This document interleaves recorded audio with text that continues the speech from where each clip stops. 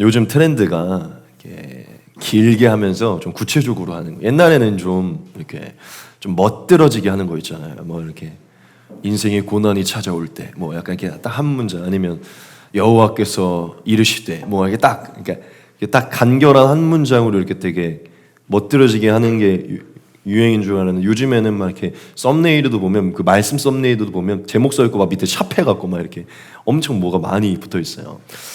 저도 좀 원래는 인생의 흉년이 찾아올 때라는 제목만으로 하려고 했다가 좀 더 길게 하는 게 요즘 트렌드고 사람들이 그래야 볼 것 같아서 제가 이걸 했습니다. 그리고 요즘에 계속 맥북이 녹음이 잘 안 돼서 오늘부터는 이제 이것도 다시 쳐야겠어요. 네.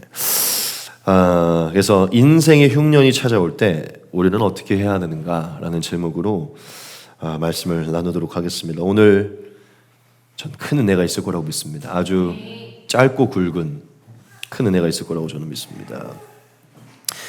말씀 그대로 오늘은 설교 가운데 우리의 인생의 흉년이 찾아올 때 어떻게 해야 되는지를 같이 살필 것입니다. 그리고 우리의 인생의 흉년이 찾아올 때 하나님이 우리에게 원하시는 게 무엇인가, 하나님이 우리가 행하기 원하시는 그 삶의 태도와 그 행동이 무엇인가를 오늘 말씀을 통해서 우리가 좀 살필 것이에요.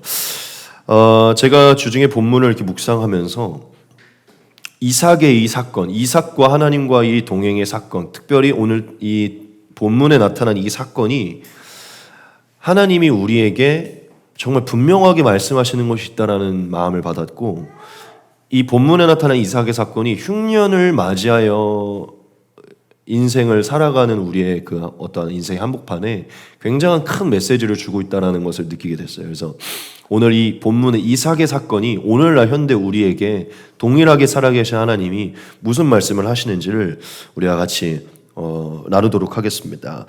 먼저 본문을 읽긴 읽었지만 또 저의 설명을 통해서 본문의 설명을 조금 더 듣도록 하겠습니다. 또 오늘 본문을 같이 못 읽으신 분도 있기 때문에 오늘 본문을 보면 이렇게 시작이 돼요. 이삭의 아버지였던 아브라함 때 흉년이 한번 들었었거든요. 그래서 그때 아브라함이 애굽으로 내려갔던 적이 있었어요. 근데 그 아들도 유전자가 같아요. 이제 아들의 때, 이삭의 때 그 땅 지역, 그 가나안 지역에, 왜냐면 아브라함과 이삭이 다 가나안 지역에 살고 있었거든요. 이제 하나님이 그곳으로 인도하셨기 때문에 그곳으로 주신다고. 근데 이삭의 때 이제 이 가나안 땅이 흉년이 든 거예요. 그래서 말씀 딱 오늘 본문 시작을 보면 흉년이 들었다. 아브라함 때 첫 흉년이 있었는데 두 번째로 이삭의 때 흉년이 들었다라고 이렇게 얘기를 하고 있어요. 그래서 이삭이 흉년이 들어서 어디로 내려가려고 했냐면 애굽으로 내려가려고 그랬어요. 누구와 같이? 전에 있던 그 아버지와 같이. 그런데 이거는 그냥 뭐 그들 가족이 그런 게 아니라 그때 당시에 가나안 땅에 흉년이 되면 많은 사람들이 다 애굽으로 내려갔습니다. 왜냐하면 뭐 이미 알고 있는 분들도 있겠지만 그때 당시에 애굽은 마치 오늘날로 말하면 미국처럼 가장 풍요하고 가장 비옥한 땅이었었어요. 그래서 그 당시에 흉년이라고 하면은 비가 오지 않아서 가뭄이 일고 농사가 되지 않고 곡식을 거둘 수가 없고 열매를 거둘 수 없는 게 흉년이거든요. 그런데 그 애굽에는 나일강을 끼고 있었어서 물이 항상 넉넉하게 있었고 늘 농사를 할 수 있었어요. 그래서 그때 당시에 이 애굽은 오늘날로 말하면 미국과 같이 가장 진짜 뭐 주가도 높고 가장 모든 것이 풍요한 그런 땅이어서 이제 이삭이 가나안 땅에 흉년이 계속 지속되니까 이제 애굽으로 내려가려고 하고 있었어요. 근데 오늘 말씀을 보면 애굽으로 내려가려고 하는 중간에 이제 여기가 밑에가 애굽이고 여기가 위에가 가나안이면 이 가나안에서 애굽으로 내려가려는 딱 이 마지노선, 이 경계에 어떤 지역이냐면 블레셋 지역이 있거든요. 블레셋 그랄이라는 지역이 있어요. 그래서 이삭이 애굽으로 내려가려고 하다가 그때 당시는 한 몇 날 며칠을 걸어가야 되니까요. 걸어가다가 이제 지쳐서 이 딱 가나안에 넘어가기 직전에 그 경계선 블레셋 지역, 그 그랄이라는 지역에 좀 머물게 됐어요. 근데 이제 이삭은 뭘 하고 싶었던 거죠? 이제 흉년이니까 살기 위해서 그 애굽으로 내려가고 있었던 것이죠. 그런데 이제 잠깐 쉬어가야 되기 때문에 가나안 땅에서 딱 마치 GOP 38선 지나기 전처럼 딱 가나안 접경을 넘어가기 바로 직전에 이제 블레셋에 머물게 됐는데 이 말씀부터 같이 봅시다. 이 본문을 봐야죠. 아브라함 때의 첫 흉년이 들었더니 그 땅에 또 흉년이 들매 이삭이 그랄로 가서 블레셋 왕 아비멜렉에 이르렀더니, 이게 블레셋에 가려고 한 게 아니라 애굽으로 내려가려고 하다가 블레셋에 이르게 된 거예요. 여러분들도 알겠지만 그 당시에 많은 사람들은요 애굽으로 내려갔어요. 그래서 사실 아브라함도 내려갔지만 이삭의 아들인 야곱도 나중에 흉년이 들어서 70인 아들이랑 다 어디로 가죠? 요셉이 있었던 애굽으로 가죠. 그렇죠? 왜냐하면 거기엔 곡식이 있었으니까. 여하튼 애굽으로 내려가기 직전, 하나님이 주신 그 가나안 땅 직전에 바로 그 블레셋 땅에 이제 이르게 된 거예요. 그런데 너무 신기한 게 그때 갑자기 하나님이 그 직전에 있는 이삭에게 하나님이 갑자기 나타나셔서 뭐라고 말씀을 하시냐면, 이게 맞나요? 영어로 하면 Don't go 애굽 이집트 맞나요? Don't go Egypt 맞나요? 뭐 영어를 안 봤는데 갑자기 영어를 좀 쓰고 싶었어요. 애굽으로 내려가지 말라라고 얘기를 해요. 하나님이 이삭에게 나타나셔서 애굽으로 내려가지 말라라고 얘기해요. 그러면서 뭐라고 말씀을 하시냐면 굉장히 중요한데 성경을 자세히 보셔야 되면요. 너가 애굽으로 내려가지 않고 여기에 있으면 내가 너와 함께 있어서 너에게 복을 줄 것이고, 내가 아브라함 때부터 너희 후손에게 약속하려고 했던 천하 만민에게 복의 통로가 되는 그 역사를 이룰 것이다 라고 얘기를 해요. 말씀을 같이 한번 보겠습니다. 여호와께서 이삭에게 나타나 이르시되 애굽으로 내려가지 말고 내가 내게 지시하는 땅에 거주하라. 이 땅에 거류하면 내가 너와 함께 있어 내게 복을 주고 내가 이 모든 땅을 너와 내 자손에게 주리라. 내가 내 아버지 아브라함에게 맹세한 것을 이루어 네 자손을 하늘의 별과 같이 번성하게 하며 이 모든 땅을 내 자손에게 주리니 네 자손으로 말미암아 천하 만민이 복을 받으리라. 아멘. 하나님이 아브라함에게 엄청난 축복의 메시지를 줬었죠. 복의 근원이 되는 것과 많은 큰 민족을 이루는 것과 땅을 얻게 하는 것과 천하 만민이 본인으로 말미암아 복을 받는, 즉 복의 통로가 되는 이 엄청난 약속을 아브라함에게 주셨고, 이 약속을 이제 이삭에게 넘겨주신 거예요.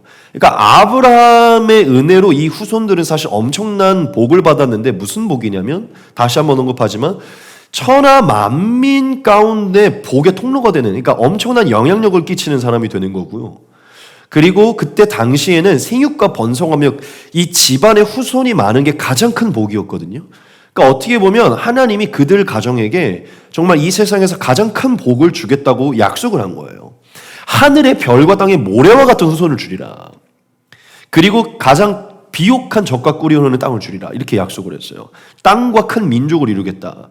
그러니까 이거는 그냥 전적으로 뭐 인간이 측량할 수 없는 전적인 하나님의 그냥 은혜인 것이죠. 그런데 무슨 얘기를 하냐면, 너가 애굽으로 내려가지 않아야 여기에 있으면 내가 그 일을 행하겠다라고 얘기를 하세요. 분명하게 얘기하죠. 애굽으로 내려가지 말라. 이거는 이삭이 애굽으로 내려가려고 했기 때문이거든요.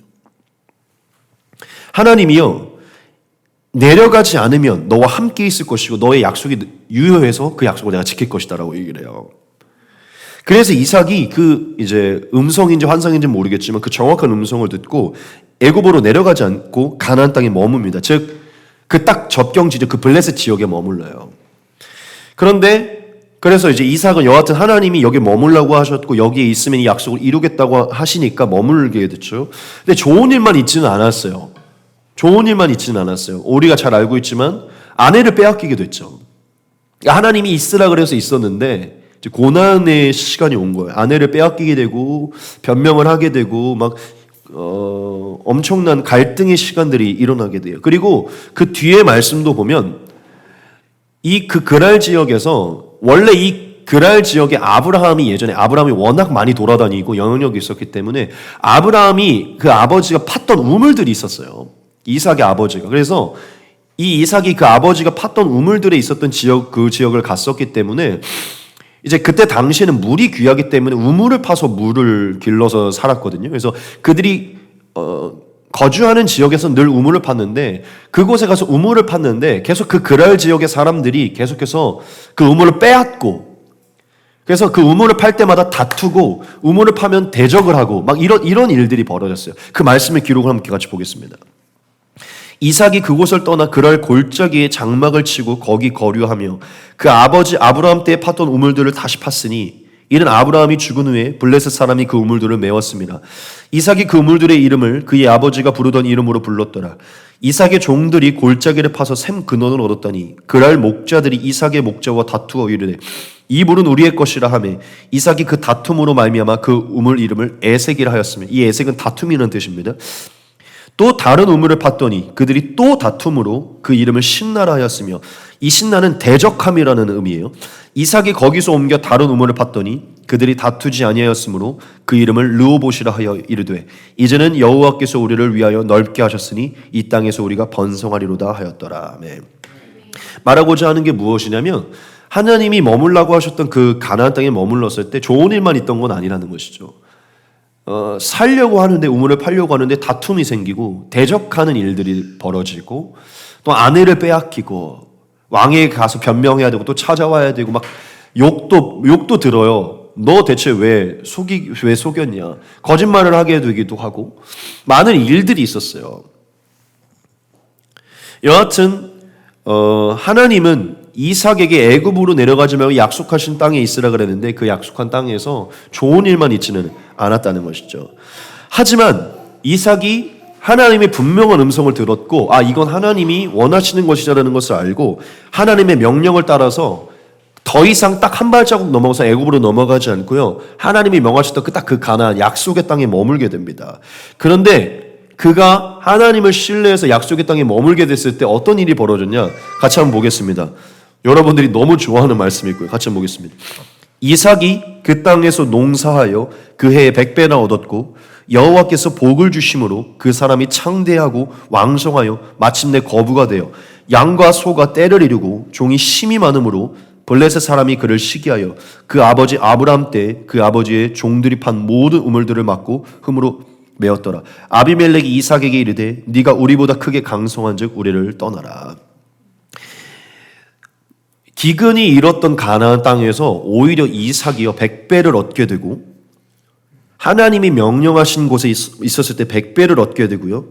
창대하고 왕성하여 마침내 거부가 됐대요. 양과 소가 때를 이루고 이건 그때 당시에는 이게 재산이기 때문에 하나님이 재산을 불려주신 거예요. 블레셋 사람들이 시기하여서 우리보다 크니까 제발 떠났으면 좋겠다라고 시기할 정도로 이삭이 그 약속의 그 기근이 있었던 그 땅에서 하나님의 은혜를 얻었습니다. 하나님이 뭐라고 말했죠? 애굽으로 내려가지 말라. 여기에 머물라. 즉 100배 은혜로 기근 속에서도 창대해지고 거부가 되는 역사를 이루게 됐어요. 여기서 제가 여러분들에게 꼭 말씀드리고 싶은 게 있는데 당연히 여러분 우리가 예수님을 기준으로 두고 모든 부분에서 예수님을 기준으로 두고 사는 것은 맞지만 하나님이 우리를 향하신 뜻은 하나님은 우리가 하나님께서 주시는 복을 누리기를 원하십니다. 그래서 성경의 구약의 모든 역사들 중에 하나님이 기뻐하신 자들에게 복을 주신 거예요. 그런데 여러분 신기한 게 뭔지 아십니까? 하나님이 복을 주던 모든 사람들은 다 예수님과 같은 사람들이었어요. 다 예수님의 예표들이었다고요. 아브라함도 그렇고요. 이삭도 그렇고요. 야곱은 사실 성령의 훈계에 되게 이었지만 결국 그도 예수님의 예표가 되고요. 그리고 모세도 그렇고요. 요셉도 그렇고요. 요셉은 진짜 예수님, 다윗도 그렇죠. 다 예수님과 같은 성품과 예수님과 같은 삶을 살아가는 자에게 복을 주셨어요. 다니엘과 같은 자들. 무슨 얘기냐면 예수님이 기준이 될 때 하나님은 복을 주시기 원하신다는 것이죠. 여하튼 제가 지금 이 말씀을 왜 드리냐면 하나님이 지금 이삭에게 주신 것은 하나님의 뜻이라는 거예요.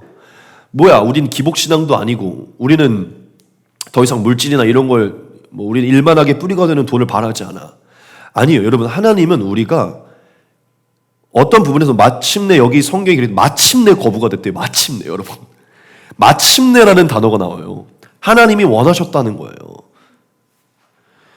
다시 한번 말하지만 하나님은 당신의 자녀들이 풍성하게 원하고 비옥하게 원하며 하지만 그것을 예수님과 같이 사용하고 누리기를 원하는 것이죠. 하나님은 이삭에게 이 삶, 아브라함부터 그 후손에게 이 삶을 원하셨고 신명기에 사실 그런 말씀들이 많이 기록되어 있죠. 원하는 뜻이 무엇인지 그 복을 이삭에게 베푸신 거예요. 뭐 했을 때? 하나님이 내려가지 말라고 말한 그 애고로 내려가지 않고 이곳에 머물렀을 때. 여하튼 이렇게 이삭은 하나님의 명령 안에 머물렀을 때 100배를 얻고 마침내 거부가 되고 그 땅의 백성들이 시기할 정도로 하나님의 복을 받는 자들이 돼서요. 이후에 좋은 우물까지도 얻고 뭐라고 얘기하죠? 르호봇이다. 그 르호봇은 장소가 넓다라는 의미인데 이제 본인들의 삶이 많이 넓어졌다는 것을 의미하거든요.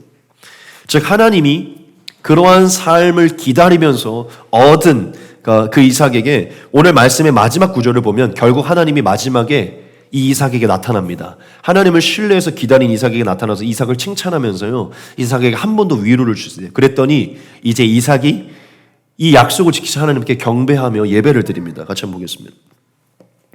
이삭이 거기서부터 브엘세바로 올라갔더니 그 밤에 여호와께서 그에게 나타나 이르시되 나는 내 아버지 아브라함의 하나님이니 두려워하지 말라. 내 종 아브라함을 위하여 내가 너와 함께 있어 내게 복을 주어 네 자손이 번성하게 하리라 하신지라. 이삭이 그곳에 제단을 쌓고 여호와의 이름을 부르며 거기 장막을 쳤더니 이삭의 종들도 거기서 우물을 팠더라. 아멘.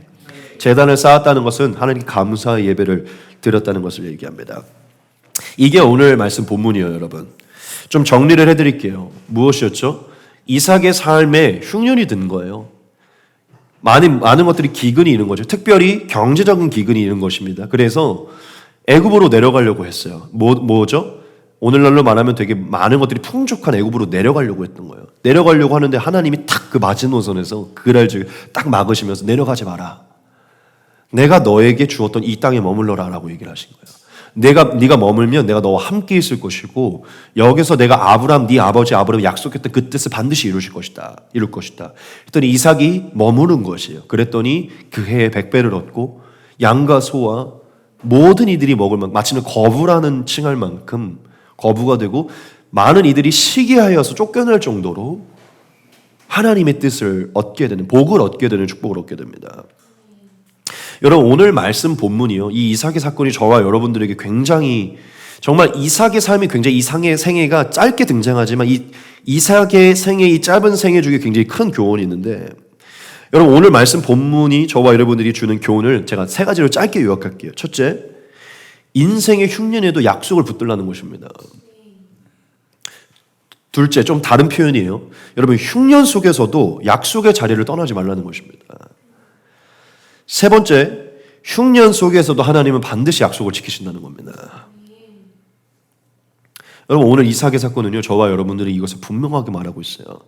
저는 이 구절이 처음 저한테 얼마나 은혜가 되든지 애굽으로 내려가지 마라. 여호와께서 나타나 이르시되 서가가 애굽으로 내려가지 마라. 정확하게 애굽으로 내려가지 말라라고 하시잖아요. 왜냐하면 내려가려고 하니까 내 마음이 거기 쏠려 있으니까. 여러분 이 말씀을 제가 조금 더 세세하게 풀어서 여러분들에게 영적인 교훈을 좀 드리기 원하는데요.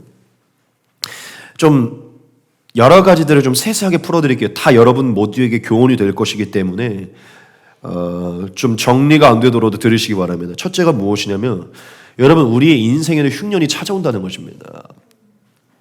믿음의 사람의 삶에는 흉년이 찾아온다는 거예요. 여러분 이삭이라면 흉년이 없어야죠. 그렇죠? 아브라함의 후손으로 맏아들로 약속의 아들로 하나님이 함께하는 자인데 왜 흉년이 옵니까? 그런데 하나님은 이삭의 삶에 흉년을 허락해 주셨어요. 여러분 이것은 우리에게 굉장히 중요한 건데 우리 믿음의 사람들의 삶에도 흉년이 찾아온다는 것입니다. 그게 경제적인 흉년이든 관계적인 흉년이든 신앙적인 기근이든 기근이 찾아온다는 것이죠. 즉 믿음의 사람도 이 고난은 흉년은 피할 수 없다는 것입니다.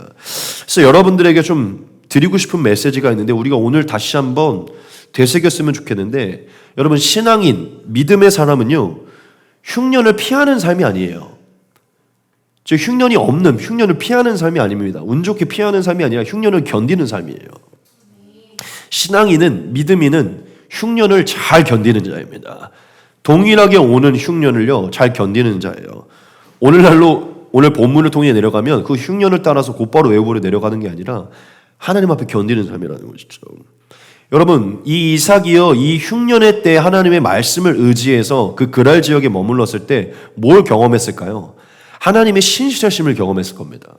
하나님의 약속을 더 경험하게 되고 믿음이 더 두터워지게 되고 하나님을 더 경험하는 일들이 되게 됐을 거예요. 여러분, 우리 모두에게는 흉년이 찾아옴을 깨달으셔야 돼. 그런데 우리 믿음인들은 이 흉년을 피하는 게 아니라 잘 견디는 게 우리의 미션이라는 것이죠. 둘째로 좀 세세하게 나눕시다. 여러분, 우리는요, 흉년이 찾아오면 곧바로 뭘 하려고 하냐면 애굽으로 내려가려고 해요. 오늘 말씀이 말하고 있는 것은요, 애굽으로 내려가려고 한다는 것입니다. 우리의 경향성을 얘기하고 있어요. 근데 사실 이것은 굉장히 좀 당연하죠. 다 부족하니까 빠르게 해결할 수 있는 자리로 가려고 하죠. 여러분, 오늘날로 말하면 애굽은 모든 일자리가 풍요한, 가면 돈을 바로 얻을 수 있는 그러한 장소와 같아요. 여러분, 오늘날 우리는 흉년이 찾아오면 곧바로 무슨 생각이 들죠? 인간적인 생각으로 빨리 그것을 해결할 수 있는 것들을 먼저 생각을 하게 되죠. 여러분, 성경에서 애굽이 뭐라고 등장하죠? 세상이라고 등장하잖아요. 세상. 애굽은 세상을 상징합니다. 무슨 얘기냐면 믿음의 논리와 믿음의 원리로 살아가는 곳이 아니라, 즉 하나님을 신뢰해서 살아가는 곳이 인본주의적이고 인간의 방법과 인간의 생각으로 살아가는 곳, 그런 것으로 풍요를 누리는 것을 애굽이라고 얘기를 해요. 즉 우리는 애굽으로 내려가려고 하는 것이죠. 인간적인 방식, 생존을 해야 되니까 이 생존의 방식을 본능적으로 일으키는 것을 선택하려고 하고, 세상의 시스템, 우리의 논리에 맞는 세상의 시스템이 딱딱 갖춰진 그 애굽으로 가서 이 흉년을 해결하려고 하는 마음을 갖게 돼요. 그렇죠? 여러분, 우리는 오늘 본문으로 다시 한번 깨달아야 돼요. 이삭은 우리와 같습니다. 우리도 흉년이 찾아오면 곧장 그냥 그 목적지는 하나예요. 딱 내비켜서 딱 애굽 찍어놓고 우린 글로 가는 거지. 왜냐하면 우리의 생각과 시스템이 딱 거기에 맞춰져 있기 때문이죠. 합리적인. 네, 세 번째, 오늘 말씀으로 하나님이 우리에게 무슨 말씀을 하시죠? 하나님은 저와 여러분들에게 무슨 얘기를 하시냐면 상황으로 흔들리지 말고 하나님의 약속을 신실하게 바라보기를 원하십니다. 우리가 이 말씀을 다시 볼 것인데, 여러분, 이 말씀에서 이 if를 보셔야 돼요. if를 보셔야 됩니다. 정말 중요해요. 다시 한번 보겠습니다. 여호와께서 이삭에게 나타나 이르시되 애굽으로 내려가지 말고 내가 내게 지시하는 땅에 거주하라. 자, if예요. 이 땅에 거류하면 내가 너와 함께 있어 내게 복을 주고 내가 이 모든 땅을 너와 네 자손에게 주리라.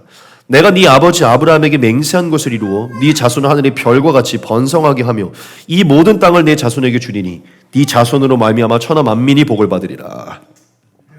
여러분, 정말 중요해요. 조건이 있다는 것이죠. 너가 상황에 흔들리고 인본주의적인 방법과 너의 생각과 논리로 행동하지 않고 나를 믿음으로 순종해서 여기에 머무르면, 여기 거류하고 있으면, 네가 이 약속의 자리를 지키고 있으면 내가 너와 함께 할 것이고 그 믿음을 보고 내가 너를 축복할 것이다. 이렇게 얘기하는 거예요. if라는 것이죠. 여러분, 제가 이 말씀을 깊게 자세히 여러분들보다 월요일 묵상했거든요. 월요일부터. 여러분, 하나님이 조건을 거는 거예요. 조건을. 그럼 만약에 애굽으로 내려갔으면 어떻게 했을까요? 저는 좀 더 많은 훈련과 시련이 있었을 거라고 생각해요. 하나님이 분명히 말씀하시죠. 여기에 거류하면 내가 너에게 지시했던, 이 지시하는 무엇이죠? 사실 아브라함 때부터 지시가 되어 있던, 내가 너에게 지시했던 이 땅에 머물면 내가 너에게 복을 주리라. 여러분, 이삭에게 이 가나안 땅은 어떤 의미와 같냐면, 오늘날 우리에게 말하면 이삭을 통해 하나님이 이루려고 하나님의 꿈이에요. 하나님의 비전이고 하나님의 계획입니다. 하나님은 아브라함과 이삭과 야곱을 통해 일어나는 이 이스라엘을 통해서 이 가나안 지역을 주려는 꿈이 있었어요. 계획이 있었어요. 그렇죠? 그러니까 이삭에게 이 가나안 땅은 단순히 머무르는 지역이 아니라 하나님과의 관계 속에 하나님께서 주신 비전이라는 것이죠. 하나님께서 이삭을 통해서 그 후손을 통해 이루려고 했던 약속의 땅이에요. 하나님이 그를 통해 명하셨던, 그를 부르신 땅이라는 것이죠. 즉 하나님이 이삭과 그 후손을 통해 이루려고 하는 게 가나안 땅의 의미예요. 무슨 얘기입니까? 그러면 하나님이 이삭에게 얘기하고 내가 너에게 약속한 이 비전의 땅을 떠나지 말라는, 이 비전의 자리를 떠나지 말라는 것입니다. 흉년으로 인해서 여기서 아무것도 이루어지지 않을 것 같지만 이 비전의 땅을 떠나지 말라는 것이에요. 내가 네 마음에 심어줬던, 비전을 주었던, 아버지로부터 주었던 그 땅을 떠나지 말라는 것입니다. 이탈하지 말라는 것이죠. 즉 이삭에게 이 가나안 땅은 부르심의 자리고 약속의 자리예요. 하나님이 내 안에 부르시고 비전으로 꿈으로 약속하셨던 그 약속의 자리라는 것이죠. 너가 그것을 믿고 내 약속을 믿고 여기에 머무르면 반드시 복을 줄 것이고 계획을 성취할 것이다 이렇게 얘기하는 거예요. 여러분 하나님이 이것으로 저와 여러분은 무슨 얘기를 하는 것입니까? 눈에 보이는 풍요를 쫓고 눈에 보이는 것을 통해서 바로바로 즉각적으로 행동하지 말고 하나님의 약속을 신뢰하고 하나님의 꿈과 비전을 신뢰하고 하나님의 부르심을 신뢰하고 믿음으로 그 자리에서 승리하라는 것이에요. 믿음으로 머무를 때 너가 나에 대해 믿음을 보여 그 믿음으로 머무를 때 축복이 임하게 될 것이라는 것이죠. 그래서 여러분 어떻게 됐죠? 이삭이 머무르게 됐죠. 네 번째의 교훈입니다. 그런데 우리가 그곳에 머무를 때 좋은 일만 있냐? 좋은 일만 있지 않아요. 하나님이 함께 있어서 복을 주실 거라 했기 때문에 우리가 그 그랄 지역에 즉 하나님이 말씀하신 그 부르심의 지역에 머무를 때 좋은 일만 있지 않아요. 어떤 일이 있었죠? 이삭이 아내를 빼앗기고 거짓말을 해야 되게 됐고 또한 변명을 늘어놓게 되기도 했고 사실 변명은 아니죠. 팩트이긴 했죠. 진짜 이복누이였기 때문에. 그리고 책망을 듣기도 하고 끌려가기도 하고 아내를 빼앗기는 시간들을 겪기도 하고 또한 우물로 인해서 사람들과 그 지역의 사람들과 다퉈야 됐고 대적해야 됐고 계속해서 갈등이 임했죠. 우리 한 번만 다시 봅시다. 이 말씀을. 여러분 우리가 하나님이 말씀하신 그 부르심의 자리를 지킬 때 이런 일들이 일어나게 될 것이에요. 이삭의 종들이 골짜기를 파서 샘 근원을 얻었더니 그날 목자들이 이삭의 목자와 다투어 이르되 이 물은 우리의 것이라 하매 이삭이 그 다툼으로 말미암아 그 우물 이름을 에색이라 하였으며 또 다른 우물을 팠더니 그들이 또 다툼으로 그 이름을 신나라 하였으며 이삭이 거기서 옮겨 다른 우물을 팠더니 그들이 다투지 아니하였으므로 그 이름을 르호봇이라 하여 이르되 이제는 여호와께서 우리를 넓게 하셨으니 이 땅에서 우리가 번성하리로다 하였더라. 계속해서 다툼이 있고 대적이 있고 갈등이 있어요. 자, 그런데 중요한 게 무엇입니까? 이삭이 아내를 빼앗기는 그런 시련이 있었고요. 또한 그냥 가만히 좀 있으려고 하니까 계속 대적하고 다툼이 일어나는 일들이 있어요. 하지만 이삭은 거기에 계속 지키고 있었어요. 그렇죠? 거기를 떠나지 않고 거기 지키고 있었다고요. 근데 여기서 제가 노란색으로 해왔잖아요. 여러분 여기서 이게 굉장히 중요한데 이삭이요. 다툼으로 인하여서 일어나면요. 그 자리를 옮겨서 또 다른 우물을 팝니다. 거기서 또 대적이 생기니까 또 다른 우물을 파요. 이게 무엇을 얘기한 거냐면 다툼과 대적이 있지만 끝까지 계속해서 자리를 피하고 계속해서 피할 길을 내면서 그 자리를 사수한 것을 얘기해요. 그랬더니 결국 어떤 일이 발생하게 됐죠? 르호봇을 얻게 돼요. 무슨 얘기입니까? 결국 다툼과 대적이 사라지고 하나님께서 주시는 평안이 임하게 되는 것이죠. 여기서 르호봇은요, 하나님께서 넓게 하셨다. 이제 하나님께서 주셨다는 의미인데 더 이상 다툼이 없이 평안하게 얻은 우물을 의미하는 것입니다. 여러분 굉장히 중요해요. 하나님이 머무르라고 하는 그곳에 갈등이 있고 대적함이 있고 고난과 시기가 있어요. 역경이 있다는 것이죠. 하나님이 머무르려고 하셔서 약속을 믿고 기다리지만 그곳에 이런 일들이 있다는 것이에요. 여러분 우리에게도 비슷한 일들이 있어요. 애굽으로 넘어가지 않고 하나님께서 원하시는 방법대로 하나님이 약속하신 땅에 우리가 머무를 때 좋은 일만 있지는 않을 것이라는 것이죠. 아내를 빼앗기는 일들이 있을 수 있고 에셋, 다툼이 일어날 수 있고 신나, 대적함이 일어날 수 있고 그런 일들이 일어날 수 있다는. 하지만 저와 여러분들이 해야 되는 게 무엇이냐면 그것으로 인해서 다시 떠나서 애굽으로 내려가는 게 아니라 자리를 계속 피하고 계속 그것들을 이겨내면서 르호봇을 앞으로 나아가는 것이에요. 즉 다른 우물을 계속 파는 노력을 해야 된다는 것이죠. 그랬을 때 어떤 역사가 일어났었죠? 100배의 역사가 일어났었죠. 다시 한번 말씀을 보겠습니다. 이삭이 그 땅에서 농사하여 그해 100배나 얻었고 여호와께서 복을 주심으로 그 사람이 창대하고 왕성하여 마침내 거부가 되어 양과 소가 때를 이루고 종이 심이 많음으로 블레셋 사람이 그를 시기하여. 이 부분을 조금 더 풀어드리기 원하는데 여러분 여기서 100배의 의미는요 영적인 우리에게 더 상징적인 의미가 있습니다. 이것은 무엇이냐면 우리의 상식을 초월하는 축복을 의미하는 것이에요. 우리의 상식을 초월하는 축복입니다. 여러분 지금 가나안이 어떤 상황이었죠? 흉년이에요. 흉년. 기근 중이었고요. 메마름 중이었고요. 많은 사람들이 도망쳐서 애굽으로 내려가고 있는 중이었어요. 그런데 여기서 100배의 수확이 얻어진 거예요. 무엇을 얘기하냐면 굉장히 큰 영적인 의미인데 하나님의 전적인 개입하심이 있는 것이고 하나님의 전적인 손이 개입하셔서 초자연적인 축복으로 상식 이상의 초월하는 축복이 임한 것을 얘기합니다. 누구에게? 하나님의 약속을 믿고 애굽으로 내려가지 않고 신뢰한 자에게.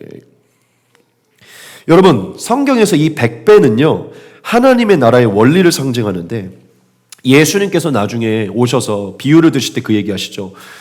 하나님의 말씀을 받고 그 말씀에 신뢰하여서 순종하며 나아가는 자에게 30배, 60배, 100배의 결말이 이르기라. 이 100배는요 상징적이에요. 무슨 얘기냐면 하나님의 말씀과 약속을 신뢰하는 자에게 세상의 논리와 다른 기적적인 열매가 맺힐 것이라는 것이죠. 폭발적인 열매가 맺힐 것이라는 게 100배의 의미입니다. 하나님은 분명히 이삭의 삶에 100배라는 단어를 사용하셨어요. 이건 성령의 감동이거든요. 하나님이 하나님의 약속을 지키는 자에게, 그 고난을 지키는 자에게 100배의 은혜, 즉 초월하는 은혜를 더하신다는 것이죠. 즉 100배가 의미하는 것은요, 믿음의 삶에는 반드시 열매를 맺게 된다는 것을 의미합니다. 그리고 제가 여기서 또 하나를 포인트를 둘 것인데 뭐냐면 그 해예요. 그 해. 이삭이 그 땅에서 농사 그 해에 100배를 얻었대요. 그 해에. 여러분, 보통 씨를 뿌리고 비가 오기를 기다리고 그 다음 연도에 곡식을 얻는 거예요. 지금 이삭이 애굽으로 내려가기 직전에 임했던 그 해에 이 복이 임한 거예요. 100배가. 여러분, 이것은 상식적으로 이해가 되는 일이 아니에요. 이삭은 지금 그 해에, 하나님이 말씀하셨던 그 해에 곧바로 즉각적인 복을 얻었다는 거예요. 여러분, 이게 우리에게 무엇을 얘기해 주냐면 정말 세상의 논리를 따르지 않고 세상의 방법을 따르지 않고 하나님의 약속을 신뢰해서 하나님 앞에 머무를 때요, 하나님의 축복은 가끔 기다림이 필요할 때도 있지만 즉각적이고 폭발적인 복이 임할 수 있다는 것이에요. 믿으십니까? 여러분, 하나님은 지금 믿음으로 약속을 지킨 이삭에게 그 해에 즉각적으로 100배를 얻는 복을 주셨어요. 이삭에게 무엇을 준 거죠? 빠르게 그의 마음을 위로하신 것이죠. 하나님이 함께 하시고 약속을 지키신다는 것을. 고난이 있었지만 지킨 이삭에게 하나님이 역사하신 것이죠. 여러분, 하나님께서 이삭에게 그 해에 100배를 얻게 하셔서 양과 소를 많게 하시고 마침내 거부가, 여러분 이렇게 기록해요. 창대하고 왕성하여 마침내 거부가 되었다. 굉장히 강조하고 계시잖아요. 무슨 얘기죠? 하나님이 폭발적으로 급진적으로 축복하신 것을 얘기하죠. 어떤 중에 모두가 흉년 때문에 기근수원에서 도망치고 있는, 이건 준비한 게 아닌데 왜 그토록 그 블레셋 사람들과 그랄 사람들이 이렇게 짜증을 냈을까? 아마 돈이 없어서 그래서 짜증을 낸 것 같아요. 인생 자체가 재미가 없는 거지. 자기네들도 이제 계속 기근이 있으니까 이삭이 싫은 거죠. 다 싫은 거죠. 영적으로 말라있으니까 그냥 싫은 거야. 그러니까 이삭이 와서 계속 하는 거죠. 하지만 이삭은 여유롭게 그 땅을 벗어나지 않아요. 계속 하나님이 있으라고 하니까. 여러분, 하나님이 왜, 저도 사실 옛날에 이 말씀 되게 좋아했는데 왜 이렇게까지 기록했을까요? 그 해에 100배나 얻었고 복을 주셨고요, 창대해졌고 왕성해졌고 마침내 거부가 되고 양과 소가 떼를 이루고. 여러분, 이거 한 5종 세트 아니에요? 5종 세트? 하나님이 뭘 말하냐는 것이죠. 이 기록을 통해서 약속을 지킨 자에게, 애굽의 풍요가 아니라 세상적인 풍요가 아니라 하나님 안에서 풍요를 누리는 자에게 그 이상의 것을 주신다는 것이죠. 여러분, 100배는 굉장히 상징적인 것입니다. 성경에서. 결국 이 이삭이요, 이것을 경험하고 애굽으로 내려가려고 했다가 하나님의 음성에 그 마지노선에서 멈춰서 약속의 자리를 떠나지 마시라네, 부르심의 자리를 떠나. 그래서 그 부르심과 약속의 자리에 있었더니요, 100배 모든 게 풍성해져서 르호봇 이름처럼 그들의 너무 지경이 넓어져서요, 그 상태로 이제 더 이상 거기에 머무를 수가 없어서 브엘세바라는 곳, 원래 그들이 머물렀던 그들의 자리로 돌아가게 됩니다. 그래서 결국 그 자리로 돌아가니 하나님을 믿고 그 시간을 견딘 이삭에게 또 한 번 하나님이 나타나셔서 두려워하지 말라, 내가 너와 함께 있을 것이고 너를 향한 계획은 내가 반드시 이룬다, 위로를 다시 한 번 해주시죠. 그리고 이삭은 그 하나님의 은혜에 너무 감격해서 뭐하죠? 예배하죠. 여러분, 이게 우리에게 뭘 얘기해 주는 겁니까? 여러분, 하나님은 우리가 믿음으로 순종하며 나아가면 반드시 우리에게 칭찬과 위로를 주신다는 것입니다. 그리고 저와 여러분들을 반드시 다시 예배의 자리로 이끄신다는 거예요. 하나님을 경험하게 하고 하나님을 예배할 수 있는 자리로, 즉 하나님의 동행하심을 끝까지 나타내시고 제단을 쌓는 자리로 인도하실 것이라는 것이죠. 할렐루야. 제가 여러분들에게 조금 오늘 말씀 본문에 주신 영적인 교훈을 좀 더 풀어드린다고 했어요. 여러분, 저는 이 말씀이 저로부터 시작해서 지금 우리 교회에게 너무나 필요한 말씀이라고 믿습니다. 여러분, 우리의 인생에는 계속해서 흉년이 찾아오잖아요. 경제적으로든 관계적으로든 신앙적으로든 흉년이 찾아와요. 그럼 우리는 곧바로 무엇을 선택하려고 하죠? 이것을 세상적인 방법으로 내가 이제껏 경험했던 지혜로 해결하려고 하죠. 그러면 애굽으로 가야 돼요. 그렇죠? 하나님의 믿음의 방식으로 예를 들어 성경이 이러면 맨날 매출하기를 기다리는 건 너무 곤혹스럽잖아요. 믿음도 잘 안 생기고. 그러니까 눈에 쉽게 보이는 나일강에 가서 빨리 거기서 물을 캐서 농사를 하고자 하는 마음이 곧바로 생기죠. 즉 세상적인 시스템과 인간적인 방법의 유혹이 많다는 거예요. 그런데 여러분, 하나님은 뭐라고 말씀하시죠? 거기에 가지 말라고. 이것은 무엇을 얘기하는 겁니까? 반드시 내가 책임지겠다는 것이죠. 반드시 내가 책임질 것이고 나를 믿고 신뢰하면 그 애굽보다 훨씬 더 이 기근 속에서도 초자연적인 기적을 경험하게 될 것이다. 여러분, 저 개인적으로든 여러분 개인적으로든 우리의 삶에서 흉년이 찾아올 때 우리는 애굽으로 내려가려고 하지만 오늘 말씀 속에서 하나님의 말씀을 우리가 다시 한번 들어야 될 줄 믿습니다. 하나님은 저와 여러분들에게 곧바로 애굽을 바라보라고 말하지도 않고요. 애굽을 내려가려고 하지도 않아요. 그냥 흉년이 있는 기근이 있는 그 땅에 머무르라고 얘기합니다. 왜냐하면 하나님이 함께 할 것이고 내가 약속한 자리를 벗어나지 않으면, 내가 부르신 그 자리를 벗어나지 않으면 반드시 복을 얻게 하신다는 것이죠. 저와 여러분 모두가 인생의 흉년을 경험할 때 곧바로 애굽을 바라보고 싶겠지만, 쉬운 방법을 선택하려고 하고 싶겠지만, 여러분, 하나님을 신뢰하고 그분의 약속을 신뢰하는 믿음의 방법을 선택하셔야 됩니다. 그게 저와 여러분들이 하나님을 경험하고 하나님을 체험하고 믿음이 더 깊어지며 하나님의 약속을 지키면서, 그 부르심을 지키면서도 하나님의 축복을 경험할 수 있는 것이에요. 말씀을 정리하겠습니다. 여러분, 우리의 인생에는 흉년이 분명히 찾아올 거예요. 아까도 얘기했지만 우리 신앙인들은 이 흉년을 피하는 삶이 아니고 흉년을 견디는 삶입니다. 하지만 여러분, 하나님은 저와 여러분들에게 이 흉년 속에서도 약속하신 그 약속의 자리를 지키라고 하세요. 저와 여러분 모두에게 하나님은 분명히 무엇을 주셨냐면 각자에게 부르심을 주셨을 거예요. 그리고 각자에게 꿈과 비전과 계획을 주셨을 것이고, 여러분들 개개인에게 약속하신 어떤 자리, 그 땅이 있을 것이라는 것이죠. 이삭에게 가나안 땅은 하나님의 비전이었기 때문에 우리에게 주신 비전이 있을 거라는 거예요. 사실 저는 이게 많은 부분에 적용될 거라고 믿어요. 제가 만약에 결혼을 이제 했다면 저의 결혼의 이제 부르심의 자리는 누구냐면 그 와이프예요. 흉년이 들겠죠, 이 관계 속에서. 하지만 하나님은 말할 거예요. 내가 너를 짝지어줬고 이 여인을 약속해줬기에 떠나지 마라. 이 여인을 떠나 이혼하지 마라. 왜냐? 내가 반드시 너와 함께 할 것이고 너희 가정에 100배의 복을 더할 것이다. 내가 약속한, 내가 짝지어준 그 짝을 떠나지 않는다면. 어쩌면 그게 직장이 될 수도 있고요. 그게 누군가의 관계가 될 수도 있고요. 아니면 그게 정말 여러분들이 어딘가에 머물러야 되는, 기다려야 되는 기도의 장소일 수도 있고요. 여러 가지들로 여러분들 개개인에게 하나님께서 마음에 깊게 새긴 일들이 있어요. 근데 여러분, 그것들의 상황이 놓일 때 쉽사리 하나님이 주셨던 그 계획들, 그 약속들을 인간의 방법으로 내려놓고 그 선을 넘지 않으시길 바랍니다. 하나님을 신뢰하시면서 하나님께서 이루실 것들을 신뢰하기를 소망합니다. 여러분들이 그 하나님을 신뢰할 때 반드시 하나님의 은혜가 더 임하게 될 것이고 초자연적인 은혜가 주어질 거예요. 저는 이 100배라는, 이 마침내 거부라는 그 해에 정말 많은 게 풍성해질 이 말씀이 여러 부분으로 저와 여러분들에게 전 체험될 거라고 믿습니다. 여러분들에게 적용점을 던지고 말씀을 마칠게요. 여러분, 오늘 나눔 때 좀 그런 얘기들을 한번 나눠봤으면 좋겠는데, 지금 나의 삶의 흉년은 무엇인가를 한번 생각을 해봤으면 좋겠습니다. 둘째, 이 흉년 속에 내가 쉽사리 유혹되는 애굽이 무엇인가를 한번 생각을 해봤으면 좋겠어요. 애굽이 무엇인가? 셋째, 또한 나의 약속의 자리는 무엇인가? 하나님이 나에게 주신 가나안 땅은 어디인가? 내가 끝까지 머물러야 하는 약속의 자리는 어디인가?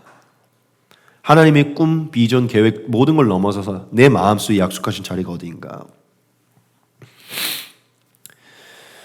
이 부분을 한번 생각해 보시면서 여러분들이 정말 하나님의 방법으로 이 흉년을 이겨내시길 소망합니다. 이 흉년 가운데 하나님의 초자연적인 역사를 경험하기 소망해요. 누구처럼? 이삭처럼. 저는 여러분들이 이 모든 것을 적용해서 정말 애굽이 아닌 이 약속의 땅을 사수하시면서 이 사수한 것을 넘어서서 그 땅에서 얻게 되는 그 성취를 누리시길 소망합니다. 여러분, 우리가 흉년의 때가 찾아올 때, 우리의 인생의 흉년의 때가 찾아올 때 우리가 해야 될 것은요, 즉각적으로 애굽으로 내려가는 것이 아니에요. 전능하신 하나님을 신뢰하면서 약속의 자리에 머무는 것이 저와 여러분들이 해야 되는 것입니다. 만약 그 약속의 자리가 이제 더 이상 떠나야 될 자리라면 하나님 분명히 우리에게 사인을 주실 것이에요. 하지만 애굽으로 내려가지 말라는 사인이 있다면, 약속의 자리에 머물러야 된다는 사인이 있다면 우리는 하나님의 전능하심과 하나님의 약속을 신실하게 믿으면서 그 자리에 버텨야 될 줄 믿습니다. 여러분, 여기서 다 풀 수 없지만 우리에게 에색이 있었고 신나가 있었잖아요. 그리고 여러 가지 일들이 있었잖아요. 하지만 르호봇이 임하게 될 줄 믿습니다. 이제는 우리를 넓게 하셨다. 여러분, 그 해잖아요. 그 해에 100배의 열매가 이르게 될 줄 믿습니다. 뭐 할 때? 우리가 하나님을 신뢰해서 애굽으로 내려가지 않을 때, 약속의 자리를 떠나지 않을 때. 할렐루야. 약속의 자리를 떠나지 않아서 결국 예배의 자리로 가게 되는, 제단을 쌓는 자리로 가게 되는 저와 여러분들 이제 소망합니다.